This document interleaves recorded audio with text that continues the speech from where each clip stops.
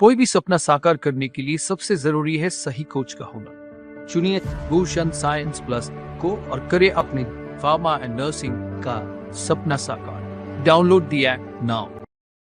तो next topic हमारा है इन्फेक्शन एंड इट्स ट्रांसमिशन।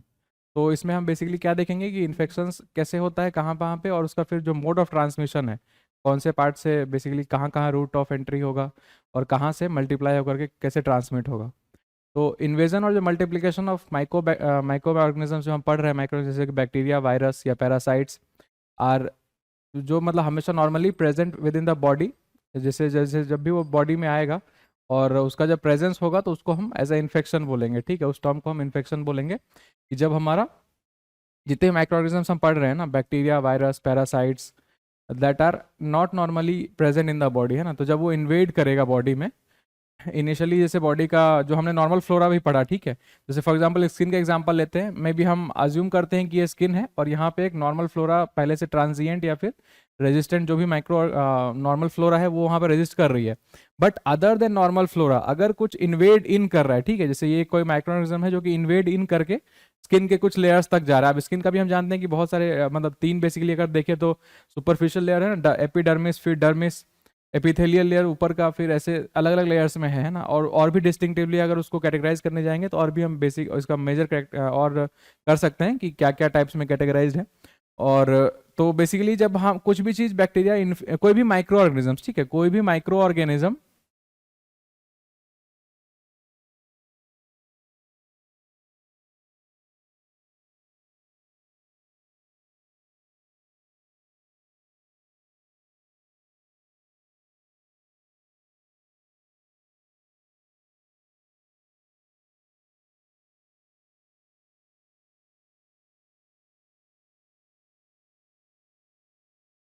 कोई भी माइक्रो ऑर्गेनिज्म जब इन्वेड करके किसी हमारे बॉडी के अंदर जाएगा, ये मैं अभी स्किन के एग्जांपल से बता रहा हूँ कि जब भी यहाँ अंदर जाएगा तो अंदर जो भी अंदर बेसिकली उसकी रिक्वायरमेंट तो है नहीं, अंदर उसका कोई नॉर्मल फंक्शनिंग तो नहीं है नहीं, तो उस फंक्शनिंग में हम तो क्या करेंगे, मतलब उसको उस टर्म को हम क्या बोलेंगे, अब जो इन्वेड हो गया तो इसको हम क्या बोलेंगे, इन्फेक्शन बोलेंगे। ठीक है, माइक्रो ऑर्गेनिज्म का इन्वेजन जो कि नॉर्मल नहीं है उस साइड पे। ठीक है, अब ये माइक्रो ऑर्गेनिज्म कुछ भी हो सकता है, बैक्टीरिया, वायरसेस, पैरासाइट्स, और इसके बाद हम एक और टॉपिक पढ़ेंगे इसमें क्या है common disease caused by bacteria, viruses, सबके अलग अलग सारे माइक्रोऑर्गेनिज्म्स के कॉमन डिजीज क्या क्या कॉज होते हैं वो पढ़ेंगे। ठीक है, और an infection may cause no symptoms and can be subclinical, और it may cause symptoms and can be clinically apparent. ठीक है, तो पहला टर्म ये है कि इन्फेक्शन कभी कभी क्या कर सकता है कि कोई नो सिम्टम है ना, नो सिम्टम्स, कोई भी सिम्टम्स नहीं होंगे, एंड या फिर उसको क्या बोलते हैं, सब क्लिनिकल, सब क्लिनिकल, और सेकंड क्या है कि वो सिम्टम्स शो करेगा, सिम्टम्स शो करेगा, और इट विल बी क्लिनिकल। ठीक है, तो ये सब क्लिनिकल, यहाँ फिर से एक टर्म आ रहा है, इसका क्या मतलब हुआ कि मतलब जो क्लिनिकल इंपॉर्टेंस जैसे कि जो सिग्निफिकेंट नहीं है वैसा उसका मतलब कैरेक्टरिस्टिक होगा। ठीक है, जैसे ये भी वर्ड है नो सिम्टम्स, जैसे वो इन्फेक्शन तो हो रहा है, मतलब वो खुद के कॉलोनी को तो मल्टीप्लाई कर रहा है, बट वो कॉलोनी मल्टीप्लाई करने से कुछ उसकी कुछ पैथोफिजियोलॉजिकल हमें चेंजेस नहीं दिख रही है। फॉर एग्जाम्पल एक एग्जाम्पल लेते हैं, मे बी कुछ ऐसा होगा कि कोई वायरस हमें इन्फेक्ट करे और वो वायरस जब खुद को मल्टीप्लाई करने लग जाए तो मे बी हमें फीवर हो जाए, या मे बी अगर वो लंग्स वगैरह में कहीं पे कर रहा है तो मे बी ब्रीदिंग के प्रॉब्लम्स हो, जैसे कि अभी हमने कोविड वायरस में देखा है ना, कोरोना में। तो अगर कुछ ऐसा है मतलब, लेकिन यहाँ फर्स्ट केस क्या है कि वो इन्वेड कर रहा है, वो अपनी कॉलोनी को मल्टीप्लाई कर रहा है, बट कुछ भी सिम्टम्स शो नहीं कर रहा है। ठीक है, कोई सिम्टम्स हमें नहीं पता चलेगा और वो ग्रो होता रहेगा। ठीक है, और इसको हम क्या सब क्लिनिकल भी बोलेंगे क्योंकि इसका कुछ क्लिनिकली हमें सिग्निफिकेंस मिल नहीं रहा है, कुछ क्लिनिकल हमें सिम्टम्स साइंस मिल नहीं रहे, और दूसरा या तो उसके सिम्टम्स होंगे और वो क्लिनिकली अपेरेंट होगा, मतलब हमें उसकी मतलब हम टेस्ट से भी हम उसको देख पाएंगे कि वो हमें प्रेजेंट है। अब इन्फेक्शंस की फिर जो फर्दर कैटेगराइजेशन कैसे कैसी होगी कि जैसे इसकी कैटेगराइजेशन का क्या क्या टाइप होगा। एक होगा हमारा first, the first one is primary infection. ठीक है, पहला है आपका प्राइमरी इन्फेक्शन, फर्स्ट क्लासिफिकेशन जो आता है प्राइमरी इन्फेक्शन। तो प्राइमरी इन्फेक्शन क्या बोलेंगे, प्राइमरी इन्फेक्शन है आपका initial infection caused by microbe in the host. तो जो इनिशियल जब माइक्रोब कोई आपका इन्वेड करेगा तो जो इनिशियल इन्फेक्शन उसका क्या होगा, ठीक है, दैट इज योर प्राइमरी। मतलब प्राइमरी जैसे फर्स्ट चीज जो होती है कभी भी हम प्राइमरी उस वर्ड वहां यूज करते हैं जो उसका फर्स्ट केस यूज हो रहा है, ठीक है। जैसे माइक्रो ऑर्गेनिज्म आया, कोई माइक्रो ऑर्गेनिज्म आया एंड उसने फर्स्ट अपना टारगेट कहाँ पे किया और फर्स्ट उसने क्या क्लिनिकल सिग्निफिकेंस दिखाया, ठीक है। तो initial infection caused by microbe in the host. अब उस इनिशियल इन्फेक्शन के रीजन से कुछ और आगे भी कुछ चेंजेस आ सकते हैं, ठीक है। तो उस इनिशियल इन्फेक्शन के बाद जो उसके रिलेटेड कोई दूसरे चेंजेस आएंगे तो वो फिर दूसरे टाइप का आपका हो जाएगा ना। तो जैसे अब सेकेंडरी, ये है आपका प्राइमरी इन्फेक्शन। तो किसी एक कोई भी एकदम डायरेक्ट है ना, जैसे मे बी माइकोबैक्टीरियम लेप्री है ना, वो लेप्रोसी कॉज करता है, ठीक है। या मे बी माइकोबैक्टीरियम ट्यूबरक्लोसिस ये आपका टीबी है ना, ट्यूबरक्लोसिस, माइकोबैक्टीरियम ट्यूबरक्लोसिस आपका टीबी कॉज करेगा, ठीक है। तो this is the example of primary infection, कि कोई एक होस्ट आया और उसने इनिशियली आपका क्या इन्फेक्शन कॉज किया, उससे क्या हुआ, ठीक है। उसके क्या दिखाता है जो सेकेंड इसका classification, that is secondary infection. Secondary infection क्या है कि इन्फेक्शन मतलब caused by another organism in the host when it's his immunity is lowered by the primary infection. अब जब हमने देखा कि यहाँ पे उस माइकोबैक्टीरियम ट्यूबरक्लोसिस की वजह से पेशेंट को ट्यूबरक्लोसिस टीबी का हो गया। अब टीबी में हम जानते हैं कि लंग्स अफेक्ट होगा, मतलब वो जो रेस्पिरेटरी सिस्टम के सारे पैथोफिजियोलॉजिकल चेंजेस आएंगे, है ना। वहाँ की जो नॉर्मल पैथोलॉजी है, आपकी जो नॉर्मल फिजियोलॉजी, वहाँ की जो फंक्शनिंग है वो आपकी चेंज होगी, ठीक है। तो सेकेंडरी इन्फेक्शन क्या होगा, आपको ऐसा एक और माइक्रो ऑर्गेनिज्म हो सकता है जो कि आपके, क्योंकि सिंस आपको पता है कि प्राइमरी इन्फेक्शन हो चुका है, आपका जो इम्यून सिस्टम है थोड़ा सा वीक हो चुका है, तो उस वीकेंड इम्यून सिस्टम के होने की वजह से आपका जो एक दूसरा माइक्रो ऑर्गेनिज्म है वो आपका कोई दूसरा इन्फेक्शन कॉज कर दे, ठीक है।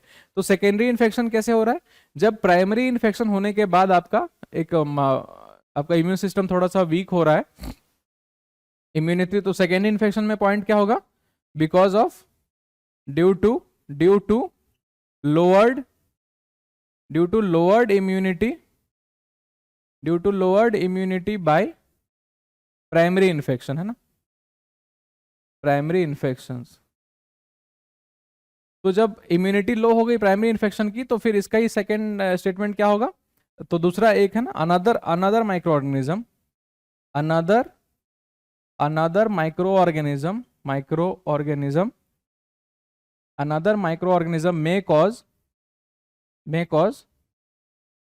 कॉज अनदर इन्फेक्शन, ठीक है।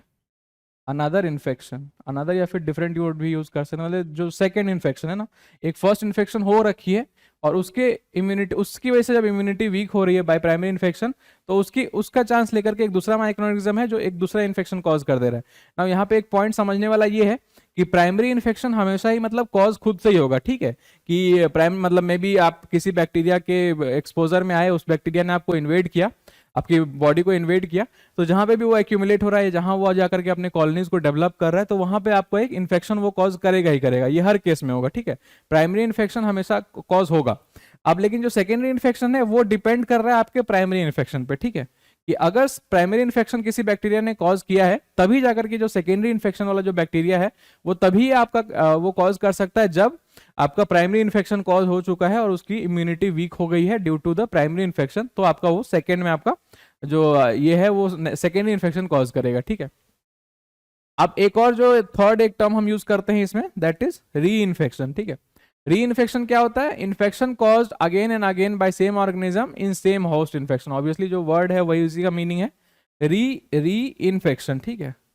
तो री मतलब दोबारा होना है ना, री मतलब रिपीटेशन, री का यहाँ पे मतलब क्या है, रिपीटेशन, रिपीट हो रहा है ना, रिपीटेशन।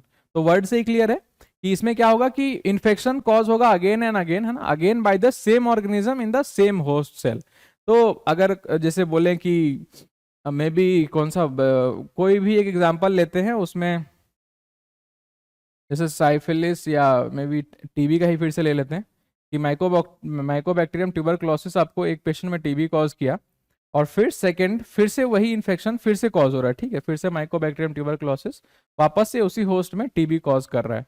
तो ये आपका एग्जांपल है एक री इन्फेक्शन का, कि रिपीटेशन ऑफ इन्फेक्शंस हो रहे हैं, ठीक है। एक और होता है जो सिग्निफिकेंट होगा आपके केस में, in the case of nursing, उसको हम क्या बोलते हैं, नोजोकोमियल इन्फेक्शन, ठीक है। Nosocomial infection, nosocomial infection. तो ये क्या होता है, इसमें क्या होता है, हॉस्पिटल, बेसिकली इसका सीधा जो मतलब है आपका हॉस्पिटल एक्वायर्ड है ना, हॉस्पिटल एक्वायर्ड इन्फेक्शन। तो यहाँ पे सीधा सा बात आ गया कि यहाँ मतलब बेसिकली आपका जो नर्सिंग, जो हेल्थ केयर वाली टीम है, वो यहाँ पे काफी सिग्निफिकेंट रोल प्ले कर सकती है। और बेसिकली हॉस्पिटल एक्वायर्ड इन्फेक्शन होते कब कब है, जैसे कि फॉर एग्जांपल कुछ अगर ऑपरेशन चल रहा है ना, जहाँ पे भी हम एक्सपोज कर रहे हैं, जैसे हम एक बार मैं और भी ये शायद बात कर चुका हूँ कि जब सारी चीजें इंटैक्ट रहती है, फॉर एग्जाम्पल अगर स्किन का ही एग्जाम्पल लें, अगर स्किन हमारी कंप्लीटली इंटैक्ट है तो there is no chance of the infection, है ना, क्योंकि वो ऑब्वियसली हम जानते हैं कि आपका एक normal flora of bacteria, micro organism भी वहाँ पे एग्जिस्ट कर रहा है ना, depending upon different sites, different age group and different nature, जहाँ पे भी वो, जहाँ पे उसका एग्जिस्ट करना है, ठीक है। तो अगर स्किन इंटैक्ट है तो फिर आपका ये कोई भी इन्वेजन होने का चांस नहीं है। लेकिन जब अगर मानते हैं कि स्किन में कुछ कट लगा है ना, कुछ या तो कट लगे, कुछ डीपर कट है ना, डीप डीप कट, या तो कोई वुंड हुआ है, क्रोनिक वुंड मतलब क्रोनिक वुंड। अब यहाँ क्रोनिक वर्ड का क्या मतलब होता है, यहाँ भी ये सब वर्ड्स भी साथ साथ में आप करते रहेंगे तो बेसिकली हेल्थ केयर के सारे टर्म्स हैं। तो क्रोनिक मतलब क्या, एक होता है क्रोनिक वुंड, एक होता है एक्यूट वुंड, है ना, एक्यूट।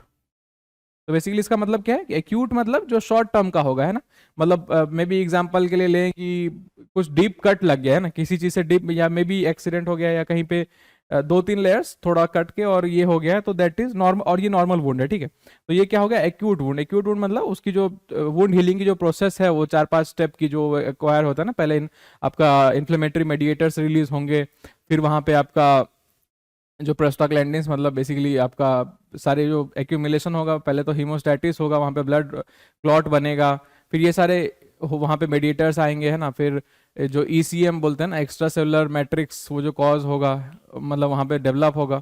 तो ये सारी चीज होकर के जो उसकी वुंड हीलिंग की जो प्रोसेस है, मतलब 4-5 स्टेप की, वो 5 स्टेप की कंप्लीट होकर के बेसिकली अगर 1 या 2 मंथ, है ना, इतने ड्यूरेशन में 1, 2 या 3 मंथ्स तक ड्यूरेशन में अगर वो हील हो रहा है तो that is your acute wound. अब क्रोनिक वुंड किसको बोलते हैं, क्रोनिक वुंड मतलब कुछ स्पेशल कंडीशंस में जहाँ पे कि घाव ठीक ही नहीं हो रहा है ना, घाव हो गया बट वो ठीक ही नहीं हो रहा है। इसका एक एग्जांपल है, जैसे डायबिटिक फुट अल्सर, एक डिजीज होती है डायबिटिक फुट अल्सर। इसमें क्या होता है कि जब डायबिटीज के पेशेंट में मतलब डायबिटीज काफी एक्सटेंड हो जाता है, मे बी 5 साल 10 साल 15, हाँ बेसिक 5 से 10 साल के बीच में, तो क्या होता है कि अलग अलग पैथोफिजियोलॉजिकल चेंजेस आ जाते हैं बॉडी में, है ना, कि आपके डायबिटीज है तो कुछ ऑब्वियसली कुछ चेंजेस लाएगा। तो बेसिकली जैसे उसमें एक ये होता है कि ना, एक एंजाइम होती है मेटालिक्स मेटलोप्रोटीएज करके, तो उसकी एक्टिविटी काफी सिग्निफिकेंटली बढ़ जाती है, अप टू 60%। तो वो क्या करता है, मतलब वो बेसिकली आपके इसमें हेल्प करता है कि जब वुंड बन रहा है उसको, वुंड की हीलिंग प्रोसेस को रिटार्ड करता है, उसके मतलब हीलिंग जो उसकी नॉर्मल हो रही है उसको ब्लॉक करता है और हीलिंग को डिले कर देता है।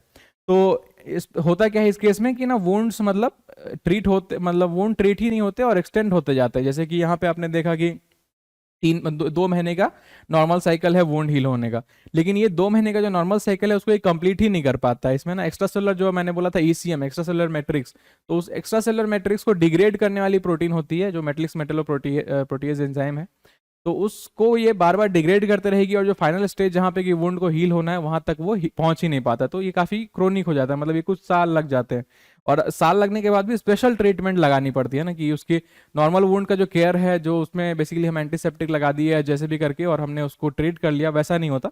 इसके लिए फिर अलग अलग मतलब अलग डेवलपमेंट करनी पड़ती है मेडिसिन की। तो ये था एग्जांपल आपका chronic wound and acute wound का, ठीक है। तो ये मैं बेसिकली बात कर रहा था कि इन्फेक्शन जब कॉज, नॉर्मल केस में तो इन्फेक्शन कॉज होगा ही नहीं इसके, अगर आपका जो म्यूकोजा जो भी आपका ओपनिंग है ना, ये सब ओपनिंग भी अपन पिछली बार पढ़ चुके हैं कि ओरल रूट में आपका है ना, ओरल म्यूकोसा आपका, फिर ये अपना स्किन बेसिकली, और नेजल रूट था आपका ना, यूरोजेनाइटल रूट, एक्सेट्रा एक्सेट्रा, जहाँ जहाँ से आपका इन्फेक्शन था। तो अगर सब कुछ इंटैक्ट है, सब कुछ नॉर्मल फिजियोलॉजी अगर मेंटेन हो रही है तो वहां पे कुछ इन्फेक्शन होगा ही नहीं।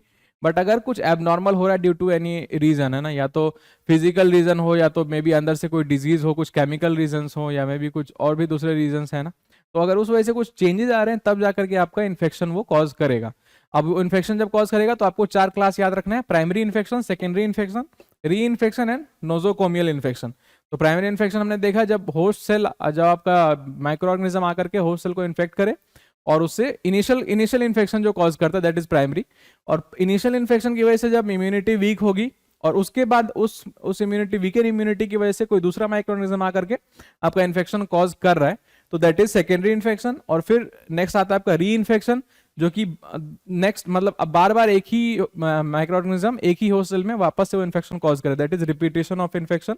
एंड जो नेक्स्ट है नोजोकोमियल, जिसमें कि हेल्थ केयर की टीम काफी सिग्निफिकेंट रोल प्ले कर सकती है। ऑल द लाइक एमबीबीएस, सारे मेडिकल प्रैक्टिशनर्स, आपके pharmacist and the nurses, specially the nurses, है ना, क्योंकि उनका मेन रोल यही रहता है कि आप हॉस्पिटल में मतलब केयर एंड एक्सेट्रा।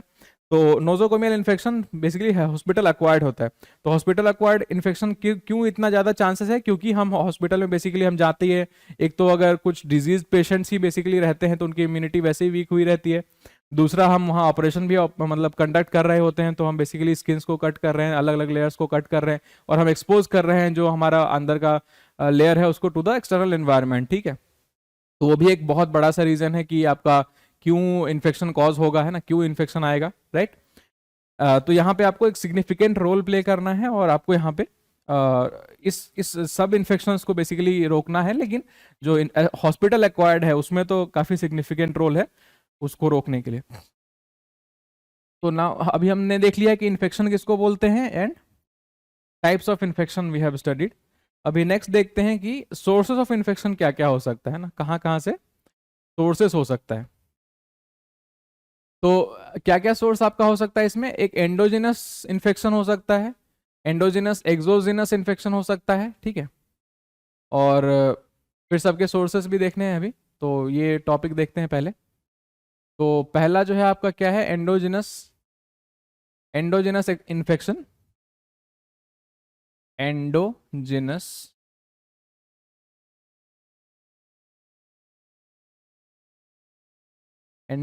इन्फेक्शन। अब देखो ये वर्ड से भी क्लियर है कि एंडोजिनस अगर वर्ड होगा और अगर एक्सोजिनस होगा ना, एंडोजिनस मतलब इनसाइड, एंडो का सीधा मतलब होता है कि इनसाइड, एक्सो मतलब आउटसाइड, ठीक है। तो इनसाइड से क्या, इनसाइड का मतलब क्या हुआ कि कुछ ऐसा है जो बॉडी के अंदर ही जा करके कर रहा है और वो इन्फेक्शन वहां से कॉज कर रहा है ना। दिस टाइप, ये टाइप ऑफ इन्फेक्शन मतलब अकर करता है, may occur in carriers of potentially pathogenic organisms when these previously harmless bacteria invade other surface और टिश्यूज। तो मतलब इनिशियली मतलब ये जो बैक्टीरियाज हैं इनिशियली हार्मलेस हैं, बट वो पैथोजेनिक भी है ना। पैथोजेनिक वर्ड मैंने पहले भी क्लियर किया था, पैथोजेनिक।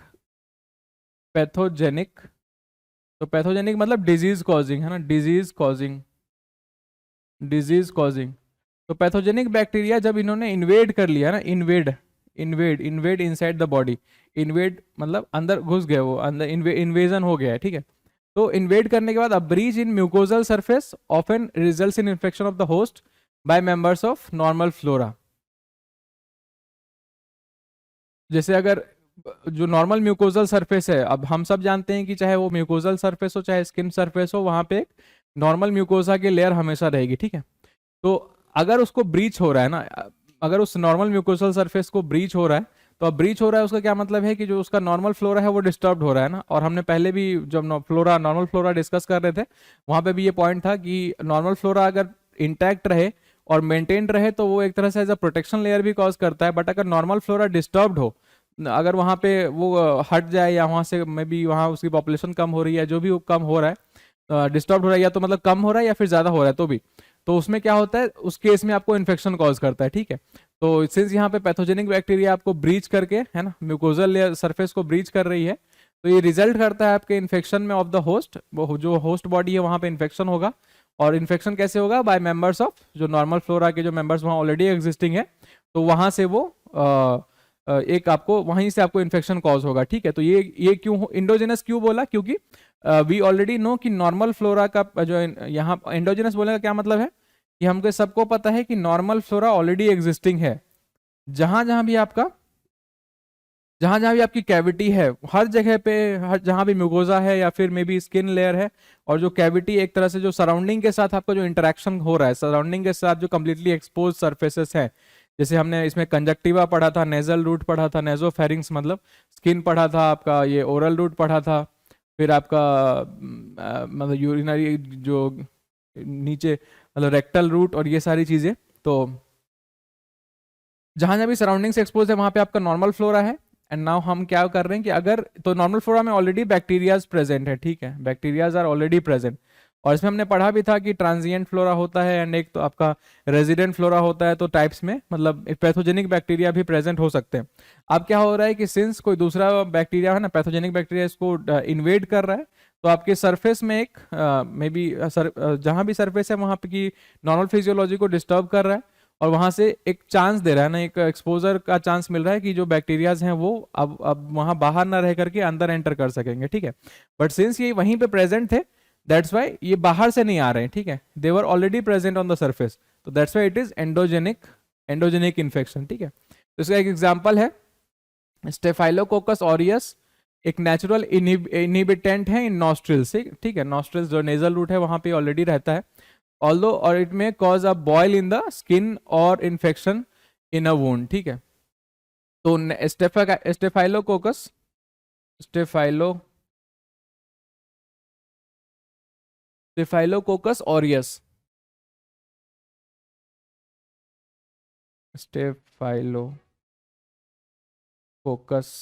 ऑरियस है ना, ये नॉर्मल रेजिस्टेंट मतलब नॉर्मल आपका रेसिडेंट मतलब वहीं पे इनहिबिटेंट है इन नॉस्ट्रिल्स। तो इसका क्या मतलब हुआ कि हमेशा प्रेजेंट रहता है, मतलब एंडोजेनिस हुआ है, क्योंकि है ना, क्योंकि हमेशा ही इनसाइड में प्रेजेंट रहता है, तो ना एंडोजेनिक, तो ऑलरेडी हमेशा प्रेजेंट रहता है। बट इसकी जब कुछ चेंजेस होगी या मे बी ये स्किन इरप्ट होगा, वहाँ की म्यूकोजल लेयर में कुछ डिस्टर्बेंस होगी, तो इट मे कॉज इन्फेक्शन, है ना, it may cause boil in the skin और इन्फेक्शन इन अ वुंड, ठीक है। तो ऑलरेडी अगर कोई दूसरा इन्फेक्शन हुआ तो वहाँ पे ये अगर कोई वुंड हुआ तो वहाँ पे इन्फेक्शन कॉज कर सकता है। तो यह है एंडोजेनस एग्जाम्पल एंड उसका एक एग्जाम्पल। तो आई होप इट क्लियर हो गया होगा कि एंडोजेनस मतलब क्योंकि वो नॉर्मल फ्लोरा का बैक्टीरिया ऑलरेडी वहीं प्रेजेंट है और वो मे बी पैथोजेनिक हो भी सकता है, तो नॉर्मल केसेस में तो वो प्रेजेंट है एंड कुछ डिस्टर्बेंस नहीं कर रहा है। बट अगर कुछ चेंजेस आए, है ना, कुछ चेंजेस आए जहाँ वहाँ कुछ ऑलरेडी कुछ कट हो गया या मे बी कोई वुंड हो गया, तो वो इन्फेक्शियस हो जाता है, जो कि वहीं प्रेजेंट आपका बैक्टीरिया है, माइक्रो ऑर्गेनिज्म है, तो that's why it is endogenous. अब एक्सोजेनस एक्सोजेनस एक्सोजेनस इन्फेक्शन मतलब एक्सो मतलब आउटसाइड, है ना, आउटसाइड।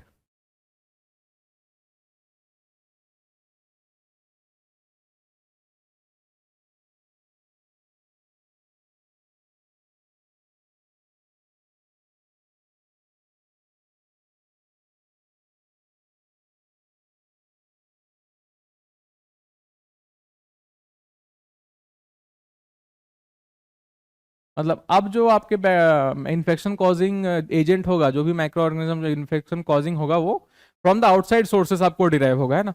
सो इस टाइप का infection is acquired in human and animals from outside sources, है ना, कहाँ से, आउटसाइड सोर्स से आपको एक्वायर होता है in humans and in animals. तो क्या क्या सोर्स हो सकते हैं ना, what are the sources of exogenous infection, क्या क्या जो आउटसाइड सोर्सेस हैं बेसिकली, आउटसाइड सोर्सेस क्या हो सकते हैं, आउटसाइड सोर्सेस कहाँ कहाँ से आपको वो माइक्रो ऑर्गेनिज्म आ सकता है। तो पहला आपका आउटसाइड सोर्स क्या है, humans. The most important source of human infection is other human, है ना। Some pathogens like measles are more transmissible than others. तो पहला तो आपका जो सोर्स है वो ह्यूमन ही हो सकता है, ह्यूमंस। मतलब ह्यूमन में क्या है, सोर्स कैसे हो रहा है ह्यूमन, देखो, एक होस्ट, इसमें हम जो एक क्या बोलते हैं, एक डिजीज्ड बॉडी है, डिजीज पेशेंट है एंड एक नॉर्मल आपका हेल्दी हेल्दी मतलब पर्सन है, ठीक है। तो एक डिजीज्ड है, diseased host, and other one is normal healthy, है ना, नॉर्मल से अच्छा वर्ड यहाँ पे है healthy, healthy person, healthy person. तो क्या होता है कि हेल्दी पर्सन में तो वो बैक्टीरिया या वो भी माइक्रो ऑर्गेनिज्म नहीं है ना, मे बी कुछ वायरल इन्फेक्शन है या नहीं, मतलब अगर कोई वायरल या बैक्टीरियल कोई भी इन्फेक्शन है तो हेल्दी में it is not present, but यहाँ पे डिजीज पर्सन में वो इन्फेक्शन प्रेजेंट है। तो ह्यूमन, तो ये जो पर्सन है, क्योंकि ये ऑलरेडी मतलब ये उसके लिए आउटसाइड हो गया ना, हेल्दी ह्यूमन के लिए ये एक आउटसाइड सोर्स हो गया, तो यहाँ से ये ट्रांसफर हो सकता है टू हेल्दी ह्यूमन, है ना।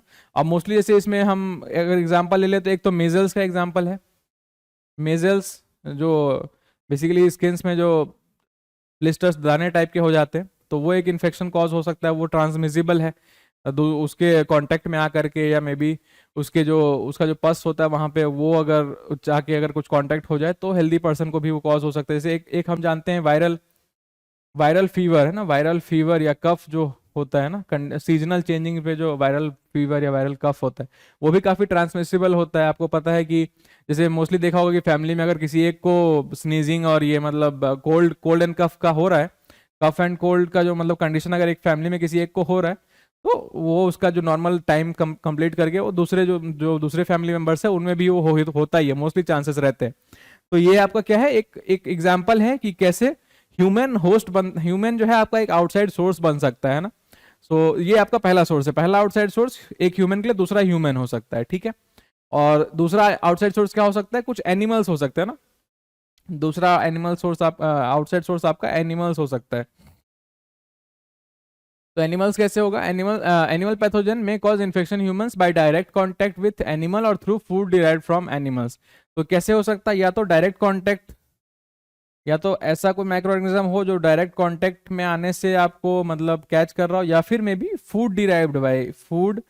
Derived derived by animals, food derived by animals. अगर इन दोनों दोनों ही सोर्सेज से एनिमल से हमारे पास आ सकता है। तो एग्जांपल है क्या है, bovine tuberculosis, anthrax and rabies, है ना। जैसे ये डायरेक्ट कांटेक्ट में आप जानते हैं, रेबीज तो सबसे कॉमन एग्जांपल है। तो रेबीज है ना, कॉज हो सकता है कि अगर आपने मतलब किसी ने जैसे मोस्टली डॉग बाइट है ना, कुत्ते के काटने से जो इन्फेक्शन होता है वहाँ पे आपका रेबीज है। और दूसरा जैसे बोबाइन ट्यूबरकुलोसिस है ना, बोबाइन मतलब ये बेसिकली आपके जो वहाँ से आएंगे ना, सुअर जो होते हैं उनके थ्रू आपके में आएगा। फिर एंथ्रैक्स। और जैसे समटाइम्स क्या होता है कि कुछ अगर जैसे मे बी कुछ जो नॉन वेजिटेरियंस हैं ना, जैसे चिकन को खा रहे हैं या फिश को खा रहे हैं या मे बी उसके एग्स को कंज्यूम कर रहे हैं, और अगर वो कॉन्टामिनेटेड हो, है ना, वो सोर्सेस है ना, मे बी मीट है ना, मीट, फिशेस या एग्स, अगर ये सब कॉन्टामिनेटेड हो तो इसके थ्रू भी हमारे पास वो माइक्रो ऑर्गेनिज्म हमारे ओरल रूट के थ्रू होते हुए हमारे स्टमक में पहुंच जाएगा, जहां पे कि वो अपनी कॉलोनी को ग्रो करके हमें इन्फेक्ट कर देगा, ठीक है।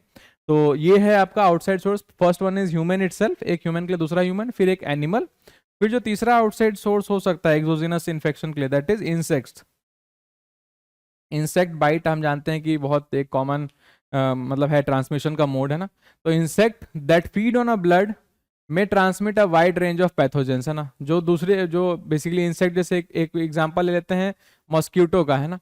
मॉस्किटो जो आपके दूसरे के ब्लड को फीड करता है, तो जब वो ब्लड अंदर से सक कर रहा है, तो जो अगर हेल्थ नॉर्मल मतलब जो डिजीज आपका पेशेंट है उसमें से जो ब्लड आ रहा है, तो वहां से जब वो दूसरी तरफ दूसरे इंसान को सक करेगा या मे बी कुछ वहां पे दूसरी जगह जाकर के वो ट्रांसफर करेगा, तो वहां से आपका इन्फेक्शन है वो कॉज करेगा। जैसे एग्जांपल, इसका सबसे बेस्ट एग्जांपल आपका है फीमेल एनाफिलिस मस्क्यूटो, है ना, जो ट्रांसमिट करता है malaria to humans while taking blood meal, है ना।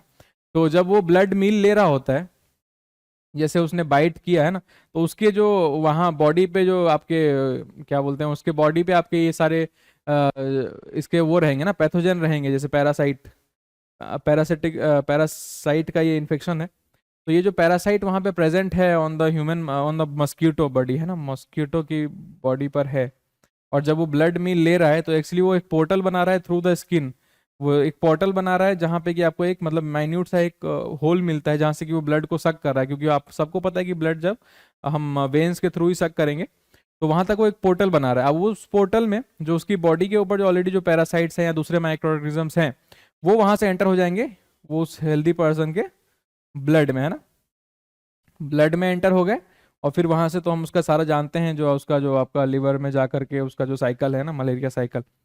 तो यहाँ से इंसेक्ट, तो यहाँ से रीजन इंसेक्ट बन सकता है जो आपको एक मतलब इन्फेक्शन कॉज करे, माइक्रो ऑर्गेनिज्म का इन्फेक्शन। जो नेक्स्ट आपका बाहर का सोर्स हो सकता है, दैट इज, सो ये आपका सोर्स क्लियर है, पहले तो ह्यूमन, एनिमल, इंसेक्ट्स, ठीक है। ये हम आउटसाइड सोर्सेज पढ़ रहे हैं फॉर एक्सोजिनस इन्फेक्शन, ठीक है। फिर जो नेक्स्ट आपका सोर्स होगा आउटसाइड इन्फेक्शन का, वो होगा सॉइल, ठीक है। सॉइल एक चौथा जो रीजन है, जो सोर्स है एक्सोजिनस इन्फेक्शन का, दैट इज सॉइल।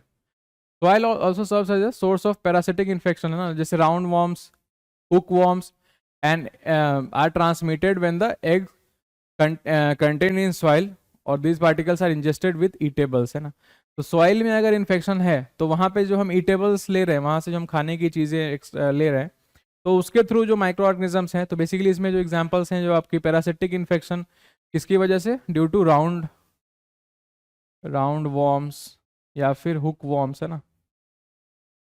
तो इन सब की जो इन्फेक्शन है वो आपको सॉइल के डिराइव्ड, मतलब खाने के जो यहाँ पे कुछ अगर ऐसा कुछ फूड है, मतलब वेजिटेबल एक्सेट्रा वहाँ से ले रहे हैं, तो वहाँ से आपको इंजेस्ट हो जाएगा इन द स्टमक, और फिर वो क्योंकि वो आप अंदर की पोर्टल में अंदर की एंट्री मिल गई उसको, तो वहाँ पे वो इन्फेक्शन कॉज करेगा।